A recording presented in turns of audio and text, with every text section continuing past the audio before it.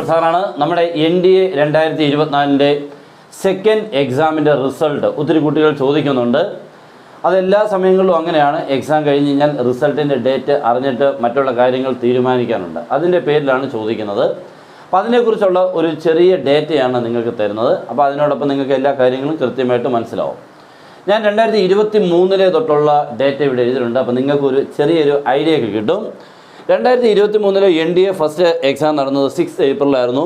എക്സാമിൻ്റെ റിസൾട്ട് വന്നത് 1 മെയ്. വലിയ വ്യത്യാസമൊന്നുമില്ല. അതുകൊണ്ട് അത്ര ദിവസത്തിനുള്ളിൽ എല്ലാ കാര്യങ്ങളും നടക്കും. എനിക്ക് തോന്നുന്നു അതിന് മുമ്പായിട്ട് തന്നെ NDA 2ൻ്റെ റിസൾട്ട് വരാറുണ്ട്. നെക്സ്റ്റ് NDA 2ൻ്റെ വരുമ്പോൾ നോക്കിക്കുക, 3 സെപ്റ്റംബർ ആണ് നടന്നത്. 26 സെപ്റ്റംബർ തന്നെ റിസൾട്ട് വന്നായിരുന്നു.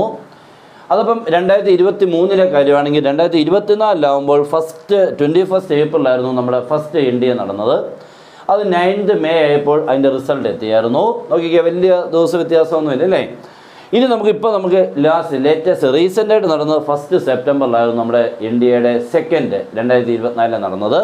അപ്പോൾ ഏകദേശം റിസൾട്ട് വരാനുള്ള ഡേറ്റ് എന്ന് പറഞ്ഞാൽ ഒരു 19-ാം തീയതിക്കും 23-ാം തീയതിക്കും ഇടയ്ക്കുള്ള ഒരു ഡേറ്റിലായിരിക്കും അത് വരുന്നത്. ഓക്കെ.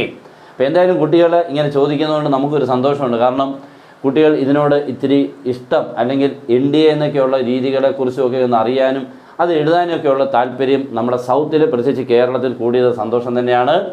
എന്നതോടെ നമ്മുടെ ഇവിടെ ഒത്തിരി കഴിവുള്ള കുട്ടികളുണ്ടെങ്കിലും ഇതിനുവേണ്ടി വർക്ക് ചെയ്യാൻ ഇറങ്ങുന്നവരുടെ എണ്ണം കുറവാണ്. പ്രത്യേകിച്ച് പേരൻസിനും ഇതിനെക്കുറിച്ച് വലിയ അവയർനെസ് ഇല്ല. അപ്പോൾ അതുകൊണ്ട് തന്നെ ഇത് കുട്ടികളോട് എത്തുന്നുമില്ല. അതുകൊണ്ട് ഞാൻ പറയുന്നത് മാക്സിമം ഇത് നിങ്ങളുടെ ഫ്രണ്ട്സിലോട്ടൊക്കെ അല്ലെങ്കിൽ പറ്റുന്നവരോടൊക്കെ ഒന്ന് ഷെയർ ചെയ്യാം. അടുത്ത 2025 NDAക്ക് വേണ്ടി താല്പര്യമുണ്ടെങ്കിൽ ഇപ്പോഴേ പഠിച്ചു തുടങ്ങിക്കോണം. ഓക്കെ. 2 എക്സാം ഉണ്ട്. നമുക്ക് 2 ചാൻസുകൾ തരുന്നുണ്ട്. ഒന്ന് പോയാൽ മറ്റൊന്ന് എന്നുള്ള രീതിക്ക് ഒരു 2 എണ്ണം. ഓക്കെ. അപ്പോൾ 2 നമുക്ക് വേണമെങ്കിൽ എഴുതാം, അല്ലെങ്കിൽ 1 മാത്രം എഴുതാം. ഓക്കെ. അപ്പോൾ ഇപ്പോഴേ നിങ്ങളൊന്ന് ശ്രമിച്ചു കഴിഞ്ഞാൽ ഇത് നിങ്ങളുടെ കയ്യിൽ കിട്ടുകയും ചെയ്യും, ഉറപ്പാണ്. ഇല്ലെങ്കിൽ ഇതിനോട് തുല്യമായിട്ടുള്ളതും അല്ലെങ്കിൽ ഇതിന് മണ്ടയ്ക്കുള്ള മറ്റൊരു എൻട്രൻസ്. ഓക്കെ.